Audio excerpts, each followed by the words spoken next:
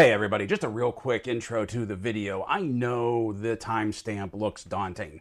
I know this is a long video. I had originally intended on doing all of Wave 1 and just trying to do like little quick snippets from each figure and just getting the whole wave taken care of. But what ended up happening was I basically did a full review on each figure, but I still put it together in a single wave video. If you look at the time bar at the bottom, there are chapters that I have it split up into different chapters so that you can go to what sections you want to see. You can check out what figures you want to check out. You don't have to sit there through the whole hour-long video if you don't want to, or you can just watch things and come back later and check it out. I had a lot of fun doing this. The figures are a lot of fun. I don't think you're going to be disappointed in anything that you watch, but the photos at the end turned out really well as well. Also, the ones with Dekkion were like really cool. There's some really good shots with Dekkion at the end, so that alone is worth checking out the wrap-up. But go ahead, take a look, watch what you want to watch. I thank you for watching, and I hope you enjoy this.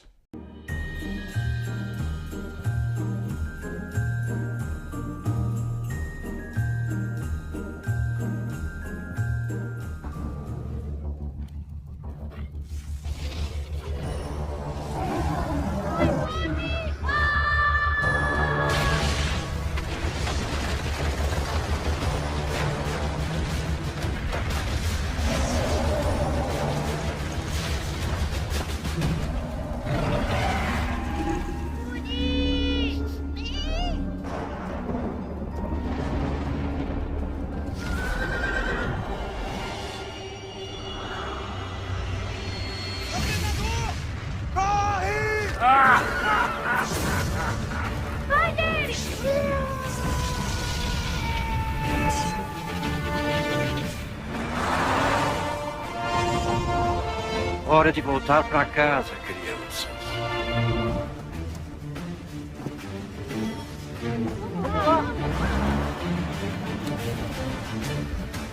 Todos nunca escaparão.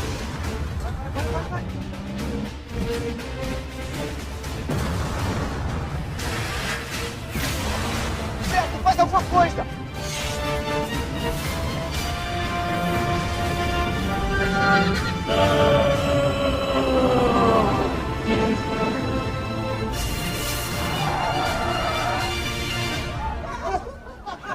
Deixe o impossível para trás.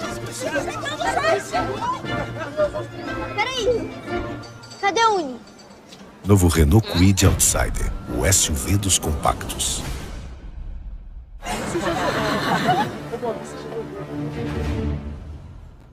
Hello everybody, Mac here. Welcome back to the show.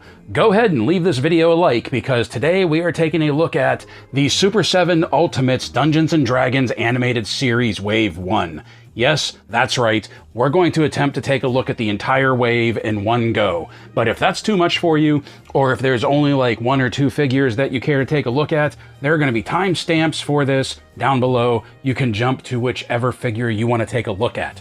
So what we have with Wave 1 is Sheila the Thief, Hank the Ranger, Dekkion the Skeleton Warrior, the Shadow Demons, the Shadow Demon 2-pack, and we have this extra goodie pack right here that came with the wave if you ordered it directly from SUPER7's website. We have a glow-in-the-dark sword for Dekkion, we have a metal ring of power for Dekkion, and we have a glow-in-the-dark energy bow for Hank. So we will be taking a look at those goodies as well. But the figures, I have a feeling, the figures are what everybody's been waiting for. They are what everybody is here to see, including myself. Now, taking a look at the packaging, we've kind of seen this already when we looked at the San Diego Comic-Con exclusive version of Sheila in her Cloak of Invisibility.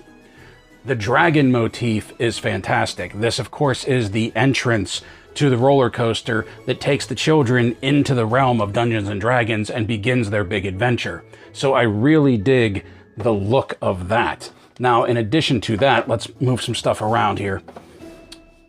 There we go. Let's bring Hank to the forefront. You can see there's the dragon motif. They do a really good job of making the eyes look like they're glowing.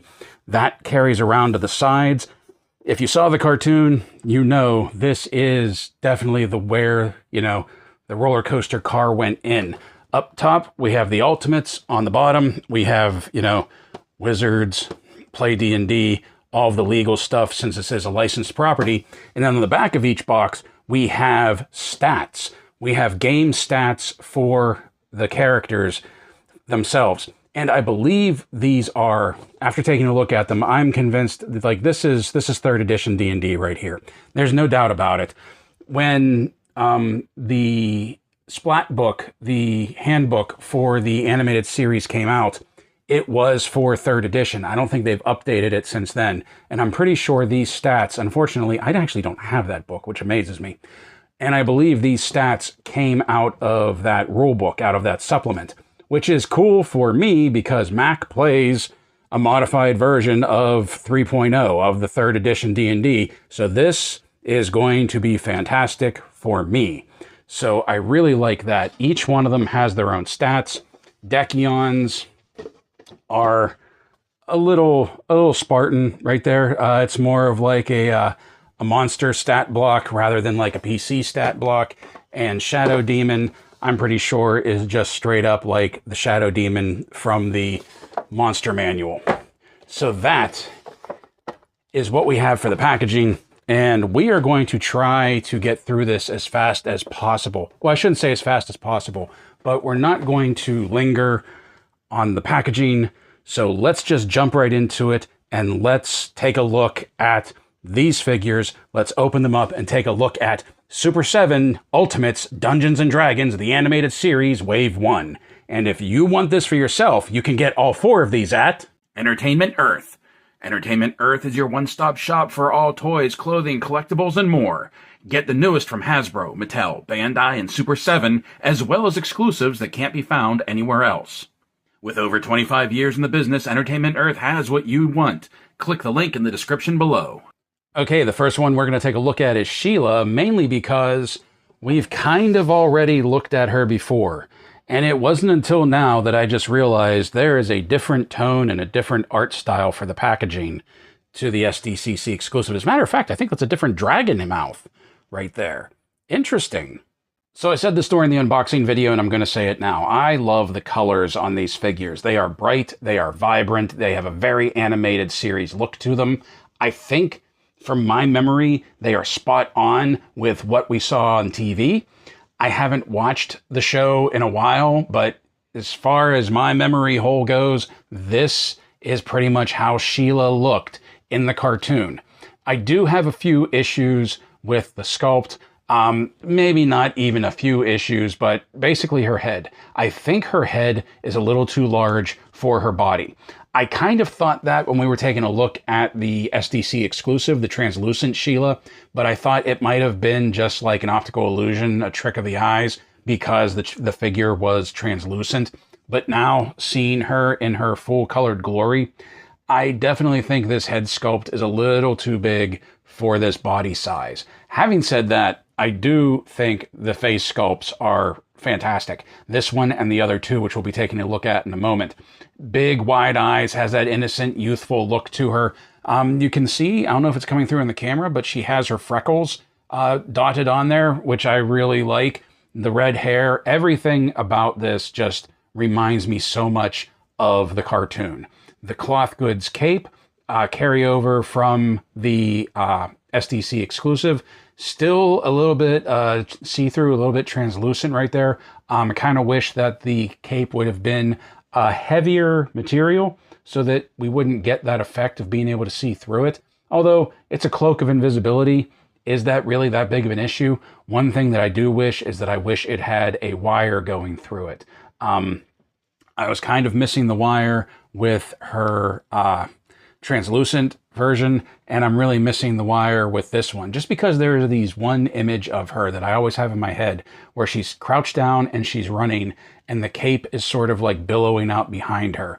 If we would have had a wire, we could like strike that pose with her down, running, pulling the hood up over her head, just about to blink out of sight. And speaking of the hood, this is the same cape, just in a different material as the translucent one. That the hood, despite having this big noggin, is large enough that we can pull it up over her head. Now, it doesn't go deep. It's not a very deep hood. So it's not like how in the cartoon, how she was able to like pull it up and really lose herself in it.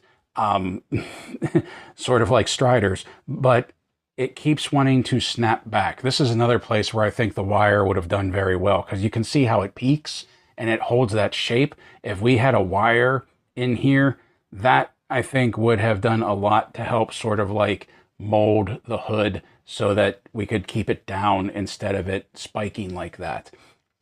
Those are my few issues with the figure. The head's too big, and I wish we had a heavier cape to go along with it, and a heavier hood, to be completely honest. But other than that, I think the sculpt is fantastic. Very simple, captures that animated series look, not overly complicated, not overly engineered, and truthfully, things like this is kind of like in Super7's wheelhouse, to be completely honest. Bright colors, simple paint apps, simple mold, soft sculpt. And I don't mean those as insults. I think that is what is needed for a figure like this based off of this animated series line. So let's get down to it and take a look at the articulation. Head will do a full 360 spin. She has some really good tilt side to side. She can look up fairly well. She can look down really well. The arms, let's move the cloak a little bit. The arms will do a full 360 spin. They will come up. You can hear the detents a little bit past 90. She does have a bicep. Whoop, let's get this back down. She has a bicep swivel. She has a single jointed elbow that wants to go a little wonky sometimes. She has a single jointed elbow that comes up a little bit, just a little bit past 90. It's a hinge and swivel. This is very loose right here. Not loose that like it's just going to fall, but it does feel like it's a loose hinge right there. So you might want to take care with that. Wrists swivel, wrists hinge in and out, and I believe all of her wrists hinge in and out. She does not have any weapon-wielding hands because she does not have any weapons, despite her stat block saying that she carries a magical rapier, which I have never seen her use in the cartoon, but it's a stat block. You have to have a weapon for the game.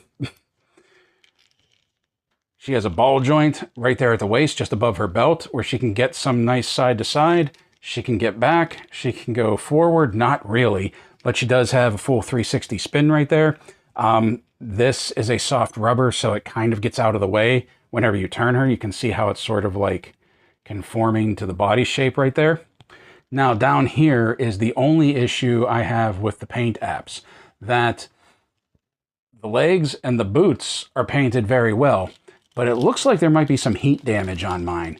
Like maybe mine heated up or even froze and got stuck to her thigh, because you can see where the paint came off the underside of the skirt and stuck to the top of her thigh right there. That's the only issue. I don't even think that is necessarily a manufacturing defect. I'm willing to believe that that is something that happened in transit. So underneath her skirt, she has that hidden ball joint to move the leg in and out. There is a split in the sides of the skirt so that you can bring her legs up to just under 90. They will come forward with some effort. That this is a heavy rubber piece and it will push the leg down. Same thing if you go back. The skirt tends to get in the way. No boot cut. You only have that hip joint right there. Single jointed knees. There is a hinge and swivel at the knee, but it's below the hinge, so it really turns into the boot cut down there. I really wish, I've said this before, that if they were going to put a hinge and swivel on the knee, instead of it being right here, I wish it was like the elbow where this just sort of swung, where this swung out instead of pivoted. Ankles rock back. Ankles rock forward. Forward facing pin for some rocker. Out of the box, Sheila comes with this pair of gripping hands right here that you can use to pull her hood up. She comes with this mismatched set of hands right here that's an open splayed hand and some other type of gripping hand that looks like she's getting ready to hold Raphael's sai. And of course, she comes with a pair of clenched fists. When we took a look at the translucent Sheila, we didn't get a really good look at the face sculpts. Now we do, and I have to admit, I kind of like this one better than I thought I was going to. I thought the cheeks were going to be a little too chubby on her, and I still think the face is rounder than what it should be. But I do like the sculpt, as I've already commented on. I really like the wide eyes. I like the freckles. I like the hair that they did with her. I think this looks really good. The thing that I find interesting, though, is this looks more like how I remember her than this does. Like I said, the cheeks are just a little too full, chin maybe a little too round. I don't know, there's just a little more Sheila here than what I was expecting. But like even right here or right here, that starts to look more like the cartoon that I remember. I just don't remember her face being quite this round. The other one that we have right here is her scared or surprised face, and truthfully, this is more how I remember. Like maybe not with the pursed lips right here, but the thinness of her face is more along the lines of what I remember from the cartoon, especially when you start to turn her to the side. That like I see Sheila here more than I did with this one right here. But once again, I like the paint apps. I like the wide eyes.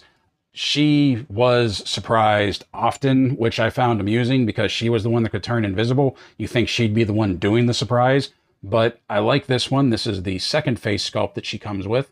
And now we will take a look at the third one, and the one that amuses me the most. And that is this one. Evil Sheila or Conniving Sheila. To be completely honest, I don't remember her making this face at all in the cartoon, but I'm here for it. I think this looks great. This is something that like she needs. It gives her a little bit more personality rather than just always being scared and turning invisible because she was running and hiding, which is kind of how it seemed they played her sometimes in the cartoon. This, there's some mischief. There's something going on. This is the look of a master thief that says, I want that, I'm going to go get it, and nobody will be able to stop me. I appreciate this one. I like this one. This one might be my favorite look. Once again, turning it to the side, I see Sheila more than looking head on. Almost forgot when we took a look at the last one that when you pop the head off, they pop off very easily with a very satisfying pop, and there is just a ball joint on a hinge right here. I've said this before, I really wish my G.I. Joe would go to this rather than the dumbbell joint. And the head pops back on easily, and you get a very satisfying pop. Other than heads, hands, and cloak, the SDCC exclusive version of Sheila didn't come with any accessories. This one comes with at least one, and it is this net, such as it is. When I saw that they were including a net with Sheila, with this version of Sheila, I was really hoping that the net was going to be wired, and maybe you could like mold it to make it look like it had been thrown over her, because there were a couple of times that that's the only way the orcs were able to keep track of her, that as she was cloaking, they threw a net on her to weigh her down and to see, you know, the net conforming to her body so she knew they knew where she was at. If this had a wire in it, I was thinking that'd be really cool if you could sort of like bend it into like it being over her and then just set it down like they've captured her. But this is just a piece of netted material with sewn edges. Like there's not much to it, to be completely honest. It's very thin. It's very flimsy. It doesn't really hold shape very well. So I appreciate the add-on. I appreciate the accessory. I just don't know if I'm going to use it, what I would even do with it. Okay, next up, we're going to take a look at the Shadow Demon 2-pack. So in the cartoon, Shadow Demon was singular. He was basically Venger's right-hand man. In the game of Dungeons & Dragons, there are multiple Shadow Demons. They're a type of demon. I get that. I'm down with that. However, when SUPER7 released the Shadow Demon 2-pack, at first I was kind of surprised, but then I thought about it and I realized, name me a toy company that has ever met a potential army builder that they didn't like. So here we have the Shadow Demon 2-pack. And while I thought they were going to be exact replicas of each other, you can see in the head and the eyes that these are actually two different face portraits. I don't want to say two different head sculpts because I think the sculpt is basically the same. It's just the paint apps are a little different, especially around the eyes right here. You can see these are much longer, sort of like Spider-Man black suit eyes. These are more pinpoint, more staring into your soul type deal. I like both of them.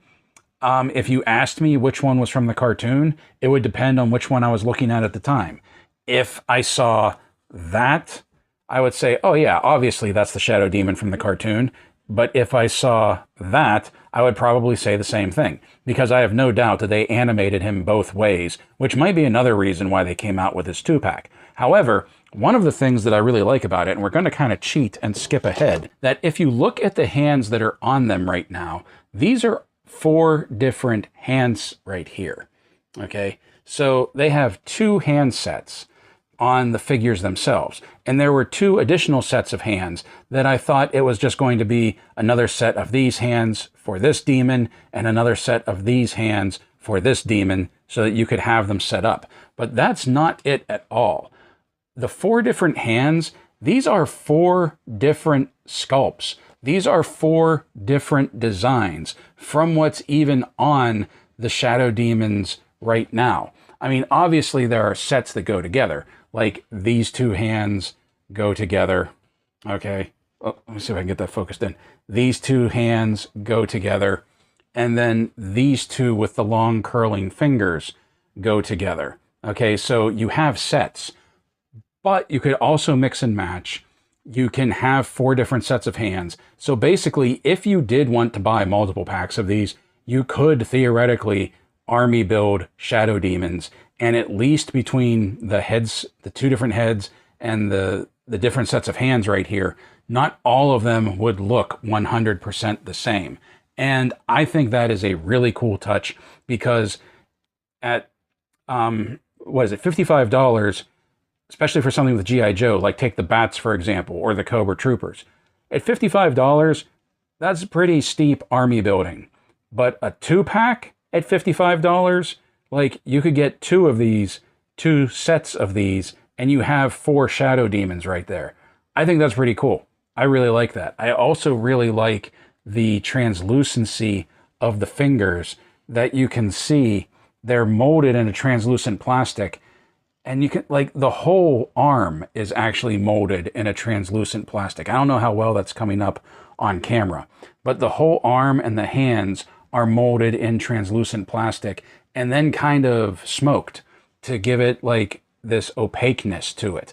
Okay, now this is solid black. The head pieces are solid black, but then the lower body is translucent that comes down to this base stand.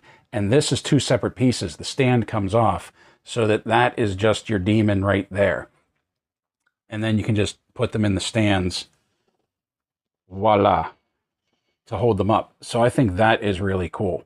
The wings are the same way. Let's pan back up for a moment here. The wings are the same way, that the wings are translucent plastic in like a black smoke, translucency. So I am actually liking these guys, this 2-pack, more than I thought I was going to. There's a lot of potential here. There's a lot of just, it looks really cool. So I dig these more than I thought I was going to. Now, having said that, let's bring one up close and take a look at the articulation. And we're only going to be running articulation on one, because with them being replicas of each other, what's good for one is going to be good for the other one. So let's start with the wings first, because I want to get the wings out of the way. That the wings do articulate. They can spread and come down, because I think this is more how I remember Shadow Demon's wings. And they even flap back a little bit. They are on a bit of a ball joint back here. Whoops. They're on a bit of a ball joint right here, that you can move them up, you can bring them down. You have a lot of posing possibilities out of them. I like that. Once again, this is something that if you're going to army build, you can use the wings to get different design looks out of them as well. The head will do a full 360 spin. Looking up isn't really his thing, neither is looking down. He has some tilt side to side. I think it's just a dumbbell joint in here. Yeah. It's mine stuck into the head, but yeah, it's a dumbbell joint that goes down into the neck right there. Okay, I would recommend not taking the head off, because it was a little bit, I don't know if you saw how small the socket was and how small that ball joint was, but it was a little bit of a situation trying to get it to push down back on there without the dumbbell just rolling around. So bring his wing up, that his arms will do a full 360, but the wing does get in the way. And with it being translucent plastic, I don't want to try and like fold that out of the way or anything, because there's the fear that it will break. But you can see if the wing wasn't there, it would do the full spin. The arms come up to 90. We have a bicep swivel. single jointed elbow that goes up a little bit past 90, hinge and swivel at the elbow, wrists pivot, wrists hinge in and out. It is a very small, very delicate, let's see here, hinge point at the wrist. Just be careful when you're playing around with that. The pin is not translucent plastic. It is a solid black, which I think is good. Gives it a little bit more strength than a translucent would. So let's get the wings up. Let's get the arms out of the way. We have two waist joints right here at this ab and at the waist proper. At the ab, he'll do a full spin, 360 spin. He can crank back. He can go forward a little bit. He has side-to-side rocker that works real well. Same thing down here at the waist, that he can do a full 360 spin on a ball joint. He can go back a little bit. He can go forward a little bit. He has some side-to-side rock going on right there. But when you use both of them in conjunction is when you can get some really good dramatic poses out of him. So that's really cool. This is a solid piece of plastic. There is no articulation in this at all. Accessories! Now we have the one that probably most people have been waiting for, the Skeleton Warrior Dekkion. Now, I had mentioned that Dekkion is probably the one that a lot of people want to see, and I believe that because he is completely different from any of the other figures, even from Shadow Demon, and he's something that we don't get a lot, and that is like a full-blown skeleton warrior. And I really dig the look of him. I love how they did this scale mail on him right here, that it looks like this aged, chinked up, battle-worn scale mail. You can see like chinks in the armor. You can see the sleeve is tattered right here. The shoulder pauldron is aged and weathered. The helmet also at the top is aged and weathered. They did a really good job on making this look like battle-worn scale mail, but it's also sort of like still a flexible piece of material, flexible soft rubber down here. So it will help to not interfere with his leg articulation. Also up front right here, we got like these big Horkin shin guards with battle scars on them, faded metal, and these big sort of floppy elf boots. Now let's just address it right now. Yes, Dekkion has very much a cartoonish look to him. But what did we expect? He's coming from a cartoon. And I love that they kept this look and didn't try to like serious him up, make him a more serious looking character. I can't remember in the cartoon if they explain what happened to his eye or not. I honestly can't remember, but giving him only one eye gives it such a fantastic look right there. Now, there's also something unusual with the head sculpt right here that I really love, that the ball joint is recessed into the body of the figure so that it just pivots right here. It kind of sinks into the scarf, but also with the head sculpt, they continue the sculpt of the scarf so that even if you turn it, it still looks like he's wearing that scarf or that hood, and it's just moving with him. And I think that is fantastic. Now, there is one issue that I have with this figure, that it started when I opened him and got him out of the box. It's kind of stopped right now, and I don't know how well you're going to be able to see, but this isn't just like bone white plastic. It's white plastic with sort of like a yellow paint on it, and I don't know if it's supposed to be glow in the dark or not. I don't think so. It's really playing havoc with my camera right now just because of how bright it is, so sorry about that. But if we look at the elbow here, you can see where that paint is flaking off already. And that was a little bit annoying because when I was moving him around, I was getting all of this flake on the countertop right here. But only at the joints. Only at the joints here. Like, the paint isn't flaking off of the bones or the face. Maybe a little bit is coming off of the belt. But it's really only happening at the joints where there's friction, where there's plastic on plastic violence. Okay, so just be aware that once you get him out of the packaging and you start moving him around, that is going to happen. So speaking of movement, let's look at his articulation. And you saw how cool the head sculpt was, that you can do a full 360 with the head sculpt. He can look up very well. As a matter of fact, he probably wins it for the wave. He can look down fairly decently as well. And he has decent head tilt side to side. Love that. The arms will do a full 360 spin. Now, what we're going to talk about next with the arms and the legs, I want to make it very clear. I don't feel that they're brittle. I don't feel that they're going to break. But I am being extra careful with them because of how thin they are compared to the other figures. So that even when I bring the arm up, I'm careful with it. And you can hear those detents. It'll come up to 90. Then move it back down. No butterfly joint in there. We do have a bicep swivel where the bone meets the sleeve right there. So that is cool. We have a single jointed elbow that comes up past 90, giving me high hopes for Hank. And now the hinge and swivel at the elbow, because it has this bicep swivel, the hinge and swivel happens below the elbow. So it's kind of like it moves the gauntlet. Okay, and it doesn't really give me a decent range of travel because that piece, the overhang of the elbow, is hitting on the bone. And then wrists swivel, wrists hinge in and out. These are some big Horkin hands. Also, when we take a look at the hands, his weapon-wielding hand does hinge up and down. Now, let's get your arms out of the way, Dekkion, so we can take a look at what's going on down here. Now, I do have a ball joint down here at the waist. However, he won't do a full 360 spin. And you probably could, but I feel like I'd be forcing it a little because it is getting hung up on the mold of the belt, that like it's causing some friction and it's getting a little tight. And I feel like if I tried to turn it anymore, I would either warp this or rip this or break this or do something.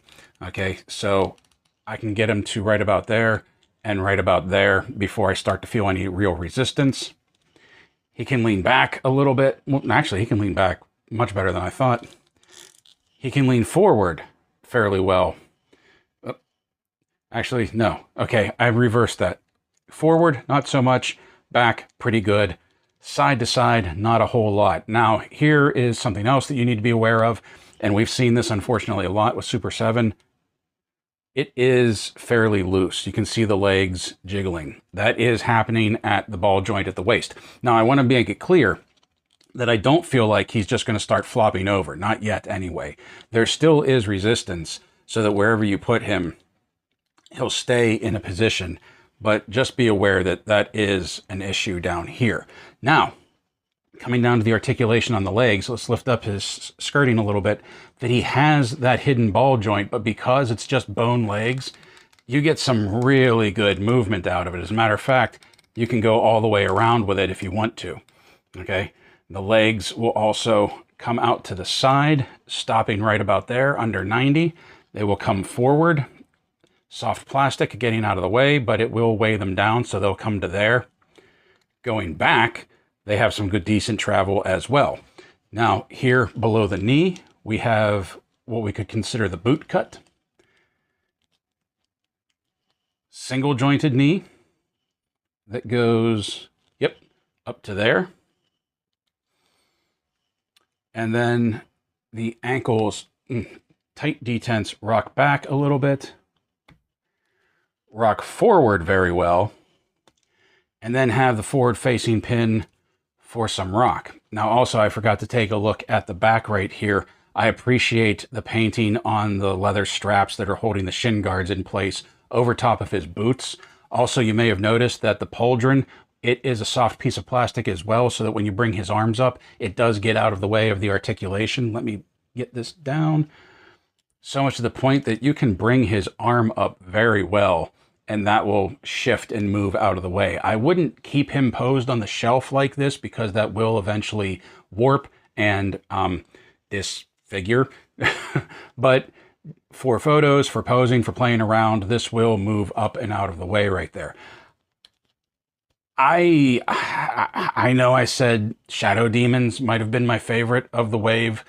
I don't know, man. Dekkion is definitely running a very close second right here. Okay, out of the packaging, Dekkion comes with a pair of clenched fists. He also comes with a pair of open hands, but they're sort of asymmetrical open hands, and I like that. He also has some really long fingers. And he also comes with a pair of gripping hands, and you can see that he has one tight gripping hand right here for his sword, and he has one open gripping hand right here that you can put his scabbard in this hand, or you can also put his circle of power in his hand right there. Also, while we're zoomed in on this one, just like look at the detail work they did on these leather gauntlets right here. The crease of the leather. I think I really like that. I think these look great. Now we have this standard face sculpt right here that we've already taken a look at. Great looking, like sort of like grimacing skeleton, grousing skeleton face right here with one eye coming through. Once again, love the asymmetrics of this figure. Love the design of this figure.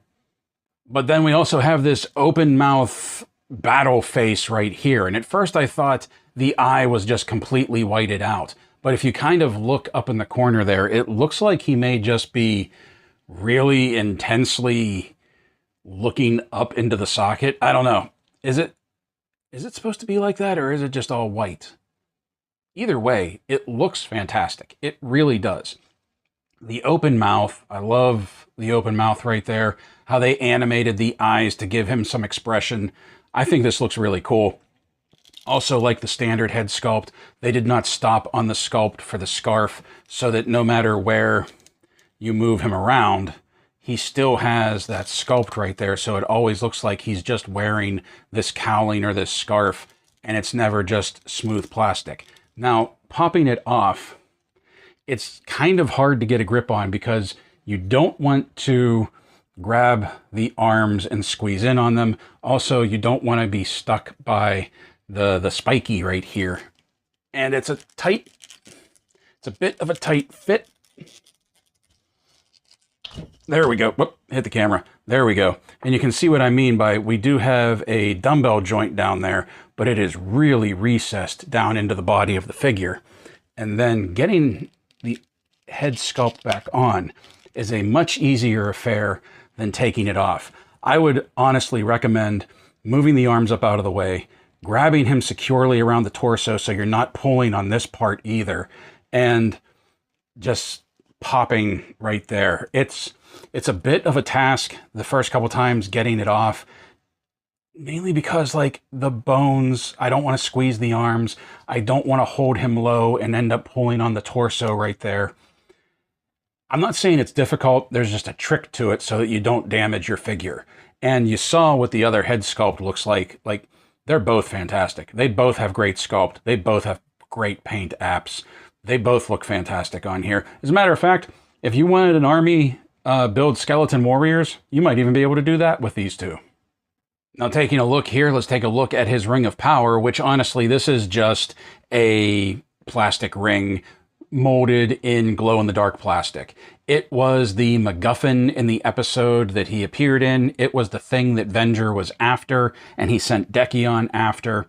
And there wasn't much to it in the cartoon, so there's not much to it here. Where this will really shine, no pun intended, is when we take a look at the accessory pack that I got with this as well. Now, like I said, it's just a circular piece of glow-in-the-dark plastic. He can hold it in one hand if you take that gripping hand and just sort of let the ring hang off of it. He doesn't have one that can grip it on its own, but he does have hands that like he could hold it in two hands. You'll see that in the photos when we're done taking them. Also, it kind of disappears. We'll take a look at the glow-in-the-dark feature towards the end of the video once we have all of the glow-in-the-dark accessories out of their packaging. The final accessory that Dekkion has is his sword and scabbard right here, and it looks good. It really does. I like the white. I like the gold on it. I like the hilt of the weapon. Detailed enough that it's kind of impressive. Look at the shine coming from my lights off of the pommel right there. And the grip of the sword, but also very simple that it harkens back to that simple animated aesthetic of the cartoon. And we have a silver blade in here. It looks good. I like the sculpt. I like how it peaks in the middle. I like how it gives the illusion that there's an edge to it. I really like the tip that it comes to.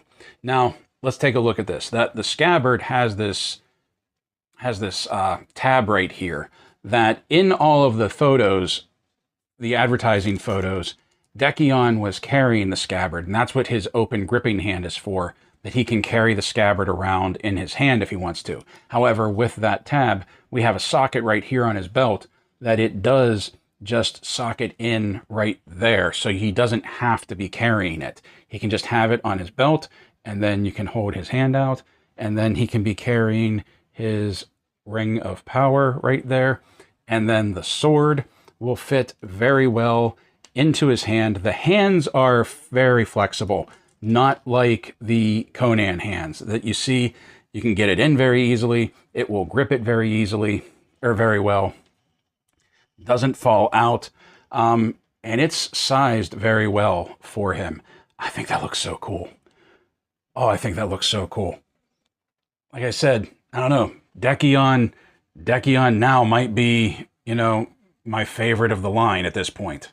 And finally, let's take a look at the one that I'm a little apprehensive about, a little worried about, and that is Hank the Ranger. So the reason I'm apprehensive about this one is because this is the one that could make or break the line for me. And I thank SUPER7 for putting him out in the first wave. If Hank can't draw the bow back, I really think that's going to do it for me for this wave, for this line, to be completely honest. And I know that sounds so dramatic, but that's... I just really hope he can pull the bow back. Now, having said that, this is a fantastic likeness of Hank. This is what I remember of the cartoon. This is what I remember watching on TV. And it's just come to 3D life, plastic form. Like, this looks fantastic. His eyes, the shape of his head, this wonderfully Bee Gees coiffed hair going on. Look at how blue those eyes are, the shape of his face, everything. This is how I remember Hank. I mentioned this when we did the unboxing. Just look at the colors. Look how vibrant and bright they are with this olive green and then the bright green right there. Like, he's a Ranger. He's Strider Jr. at this point. Like, he looks fantastic. The blonde hair, so yellow that my lights are reflecting off of it. And he just looks great. It's a very simple design. It's a very timeless design. It's a very iconic design. So many players had their Rangers looking like this, wearing studded leather armor because of Hank in this cartoon. I mean, there's nothing else to say about it. It's an icon for D&D, and it looks fantastic. So let's take a look at the articulation. Now, the first thing we're going to talk about is the head is a little loose. Then when you pop this off, you see it comes off very easy. I feel like the socket is just a hair too big for this hinge joint right here, for the ball joint on top of this hinge, that even when you push it back in, like, it gives a good pop, but it's still very loose. Now, once again, like Dekkion's waist, I don't think it's going to not hold pose, because as you can see, it can. I haven't tried the other head sculpts yet. We'll take a look at them once we pop them on and see if it's like this for all of them. It could just be mine. It could just be a fluke of manufacturing that my out-of-the-box head sculpt is that loose. So we'll take a look at the other ones. But while we have this popped off, something else I want to show you is this is a soft piece of rubber, which is good because it does get out of the way of the articulation.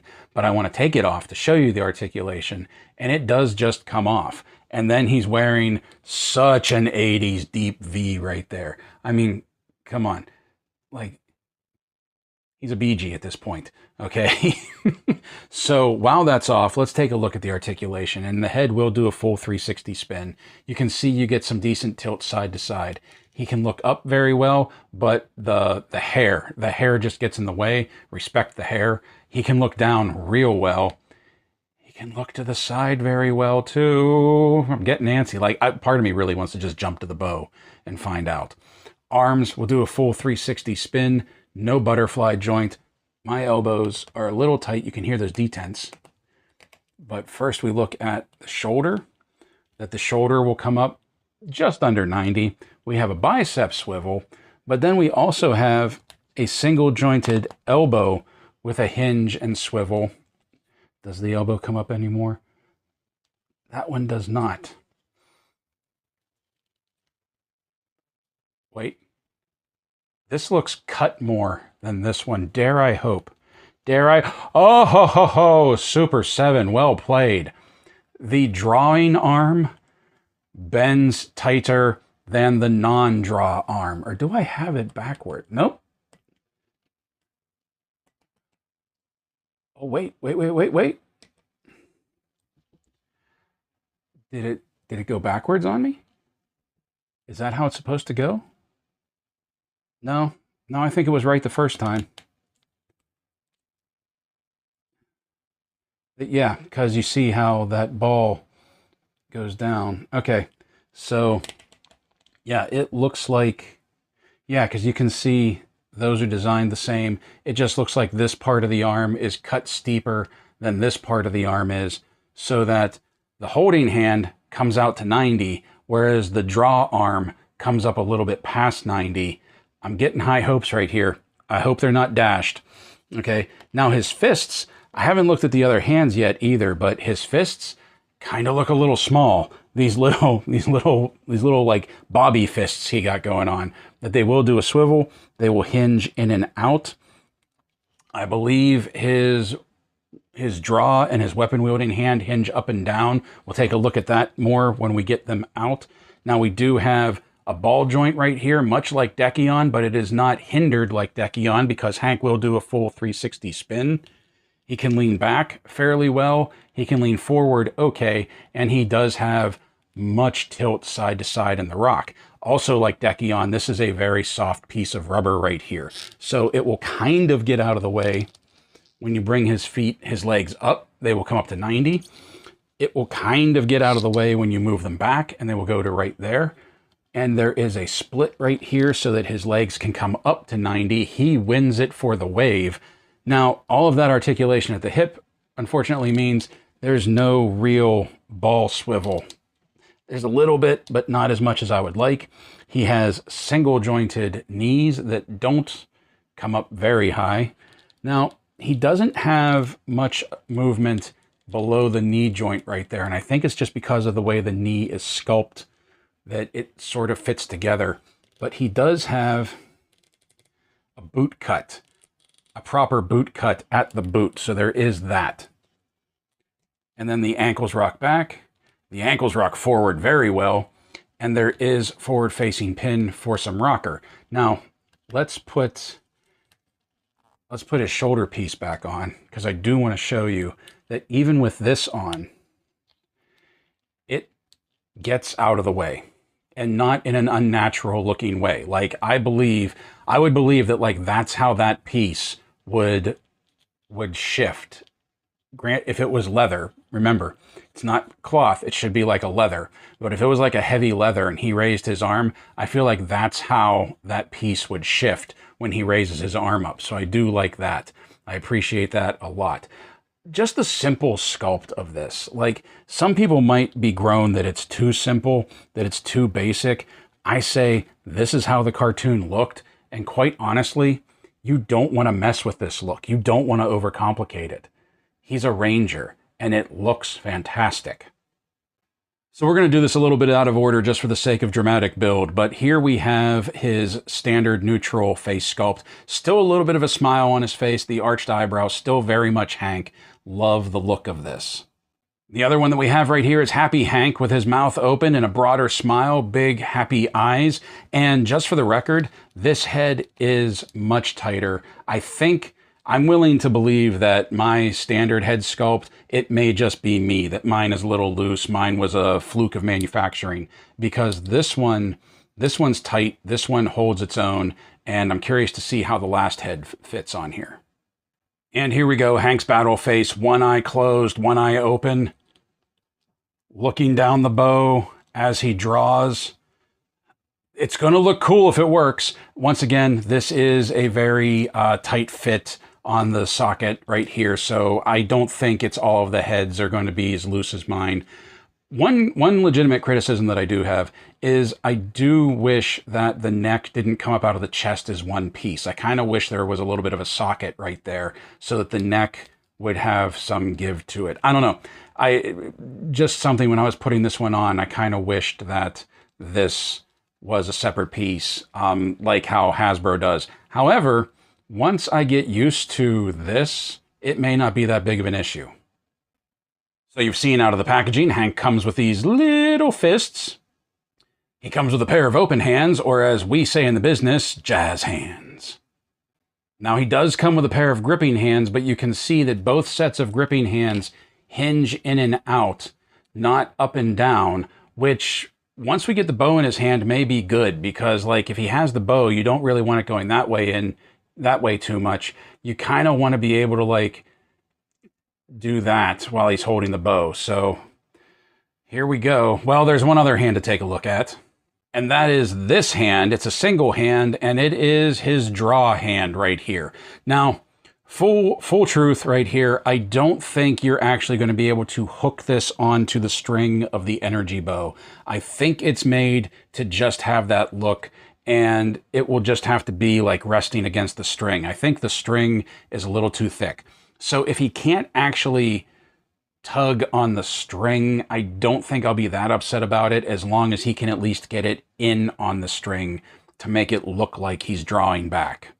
And Hank only comes with one accessory, and truthfully, it's the only accessory he needs, and it may be the only accessory that matters at this point right now.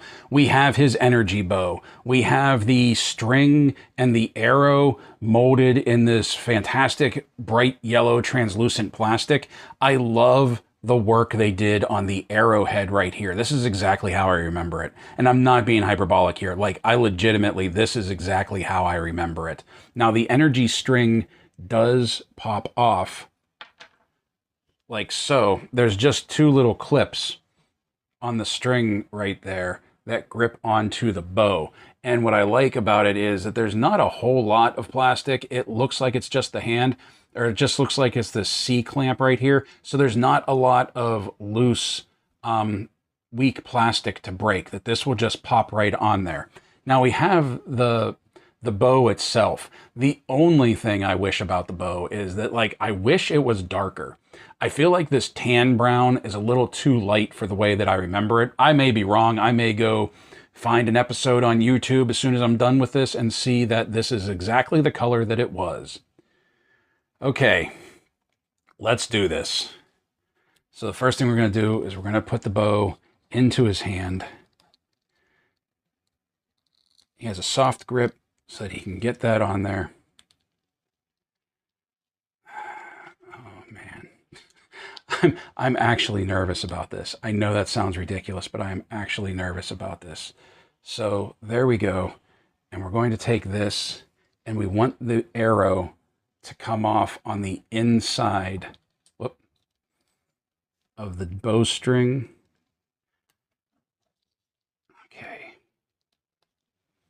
Okay, there we go. That's a little better. Oh, I think he's going to do this. I think we got this. Guys, I think we got this.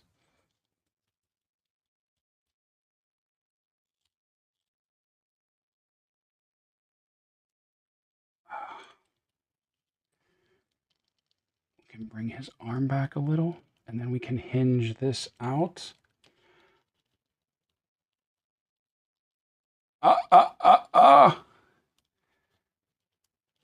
It's not, I'm not going to lie, it's not as tight in as I would like it to be. Whoop, and I popped that off again. That is me. That is not the figure. That is 100% me trying to do this through a camera. Actually, he can get his hand on it to make it look like he's drawing back. Guys, my dudes and dudettes, if you're watching. Oh, I am so happy. It's not as tight to his chest, but to be completely honest, it may just be because I'm doing this through the camera. The fact, though, that he can get his hand on the bow, and I can probably play around with this a little bit more. We'll see in the photos at the end of the video once we're done. But I so want Tiamat now. Okay, so Hank and Dekkion right here, and I haven't even done size comparisons yet. Look at how much taller Dekkion is than Hank. I like that because this is supposed to be a grown man, dead, but still a grown man. And I think he's only like 15 or 16, maybe 17, but he's still a teenager. He's still one of the children. So I really dig that they took size into consideration here. But these two benefit the most or the only ones that benefit at all from this accessory pack right here. Dungeons and Dragons, the animated series, glowing magic. We have a glow-in-the-dark energy bow, we have a glow-in-the-dark magical sword for Dekkion, and we have a metal ring of power, and or circle of power. You can even see it right here. Glowing attack, Hank's energy bow, Dekkion's magic sword, circle of power. That's all there really is on the back. And up front, we just have this blister card in this very classic D&D logo. So let's open this up and let's outfit our guys with this. So what we have here basically is everything that we get with the figures, just a little bit different. Like Dekkion's sword is molded in a glow-in-the-dark plastic. Hank's energy bow is molded completely in glow-in-the-dark plastic, which is cool. But Dekkion's circle of power right here is actually metal. So you get the glow-in-the-dark piece with the figure, but the extra add-on is a piece of metal. And I think that's really cool. I like that. This will be cool for display, this gold circle of power right here. Obviously, the glow-in-the-dark one is going to be cool just because it glows in the dark, but I really like that this was one of the things that they considered. This was one of the add-ons that you get. Now, the sword is exactly the same sculpt that we got with Dekkion right here, just that the blade is in a glow-in-the-dark plastic, and it still fits very well into its scabbard. You can see that the cross piece, the pommel, and the leather wraps are all the same. You can see that it fits just as well. Oopsie. It fits just as well into his hand as his standard one does. So that's cool. I like that. And he has his metal circle of power right there. So there he is with his glow-in-the-dark stuff. I know it's getting completely washed out in my background right here. Now this is interesting to me. This is really cool. I mean, obviously we'll pose him up with the full bow, but something that I like is that since you can pop the string off the bow, you can take the normal wooden, the normal wooden bow right there and pop the glow-in-the-dark arrow on it as the energy effect arrow. And I think that's going to be a really cool touch. Okay, so I busted out the backdrop from the Venger and Dungeon Master 2-pack that we got from Hasbro. And I did that so that while the lights are up, you can see the bow, you can see the sword, you can see Dekkion a little bit better rather than getting lost in the white backdrop. Now we have all of the glow-in-the-dark goodness up. We have Hank with the glow-in-the-dark bow and the glow-in-the-dark arrow. We have Dekkion with his glow-in-the-dark sword and the glow-in-the-dark ring of power, or circle of power, not the metal one, because I want to see how all of this looks. Now I also want to point out that I did get Hank into a tighter, better-looking draw for his bow, I feel. And I'm sure there's still ways that I'm going to be able to perfect this. I will say this, though, that it is a little touchy. It is a little bit frustrating because the string on at least the glow-in-the-dark one here, I haven't tried the standard one to any great extent, but the string kept popping off of the bow every time I would try to move it. That is just... I'm just making note of that. I'm not actually complaining about that. It is frustrating, but I would rather have the string come off rather than this be all one piece. Actually, what I would rather have is a bow with the string on and it's all one piece, and then a bow with no string and one piece. But this is what we got. So let's turn off the lights and let's see how this looks. Okay, that's cool. That's really cool. That looks so good. Dekkion's sword looks fantastic. The circle of power looks fantastic. You can very clearly make out Hank's bow right there. This is a lot of goodness. Super7 loves glow-in-the-dark, and they love translucent plastic, and they nail it every time. I'm kind of surprised that Dekkion doesn't glow in the dark, to be completely honest. As a matter of fact, I'm not going to be surprised whenever they come out with a glow-in-the-dark variant of Dekkion. But right now, the weapons as is, I think this looks great. Okay, so here they are all lined up, and only now am I realizing I should have done the whole review with that backdrop back there. It really makes them stand out more, especially Dekkion right here. But putting the tape measure to them, we can see that Shadow Demon over here is roughly 5.5 to the top of his head. looks like 6 3/4 to the top of his wings. Dekkion is 7.5 to the top of his head, about 7 3/4 to the top of his spike. Hank is 6 3/4, and Sheila is roughly 6.5, just a smidge over 6.5, which I believe is what we found out when we were looking at her translucent figure from San Diego Comic-Con. Now, I really like this height difference. I really like this scaling difference, especially between these two. Dekkion and Hank, that's cool, but the children aren't going to be the same size. I really appreciate that, because I feel like her and Bobby are the shortest two. I feel like Presto should be roughly the same size. And then Diana and Eric should be roughly the same size as Hank. That's how I remember it. Like I said, haven't seen the show in a while, but that's how I remember it. That Diana, Hank, and Eric, I believe, were the 3 oldest. And then Sheila, Bobby, and Presto were the 3 youngest. Obviously, Bobby being the youngest, he's going to end up being the shortest. But I like that not all of the children are going to be scaled the same. I'm also curious to see how the adults are going to be scaled in this, whether they're going to be Hank's size and Dekkion is just extra large, or if this is sort of like the adult size for the figures. Okay, so spreading them out a little for size comparisons, here they are with McFarlane Toys, Eridan Brioc Glass from The Witcher 3 The Wild Hunt. Here they are with fellow bonehead Skeletor from the Mattel Masters of the Universe Masterverse Havoc Throne. Here they are with Super7's Conan the Barbarian the movie Conan, and he's too small. He's too small, in my opinion. He's too small to line up with this line. The wrong look, too. But what I'm really curious about is how the animated, the Marvel Comics Conans are going to look. Because that's going to be roughly like the same style, the same color palettes, that same animated look. I'm real curious to see how Conan and Kull will size up with them. Here they are with the Frazetta Girls Fire and Ice Tigra. Here they are with Marvel Legends Danny Ketch Ghost Rider. And finally, here's the one I was waiting for. Here they are with NECA Toys Dungeons & Dragons Warduke. And I have to admit, he sizes up fairly well with this line, especially when you compare him to Dekkion over here. Dekkion's head is a little scrunched down. The eye line isn't exactly dead on, but I feel like he fits in. He could fit in with this.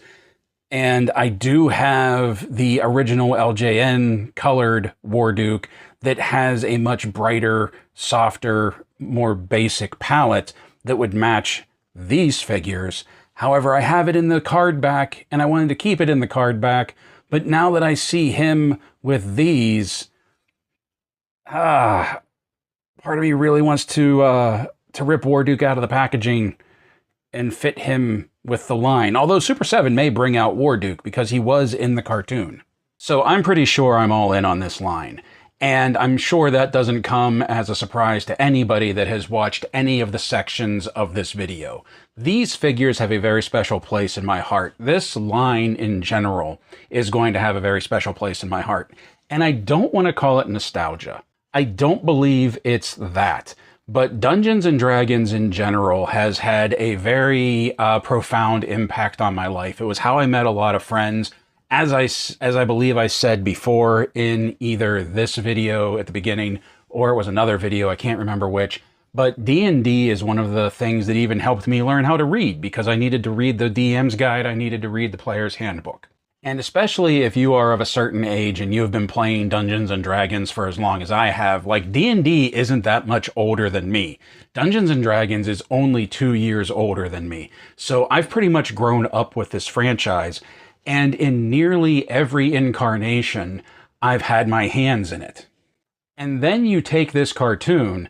This cartoon is iconic to Dungeons & Dragons. These children, this party is iconic to Dungeons & Dragons. And if you don't believe that, you don't need to look any further than the Honor Among Thieves movie that came out, what was it, last year, 2 years ago? I can't even remember how long it's been. But if you paid attention, and I'm sure if you're watching this video, you did, that there was a second party in the labyrinth that was based off of these characters, that was based off of the children. They aped their appearance so much that you could even argue that was the continuation. That was the children, the party, all grown up, and they never made it home.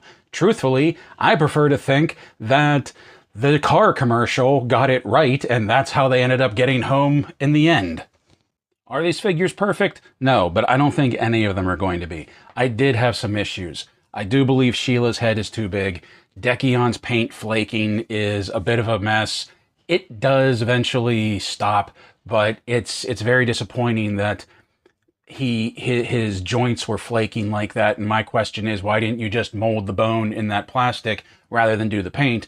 But then I think to myself, if they would have just molded the bone and not painted it, they wouldn't have had that matte finish to the bones that Dekkion has. Hank, well, I am greatly pleased that Hank can do a full draw on the bow. Yes, I'm still harping about that. I do wish he could get it in close to his chest.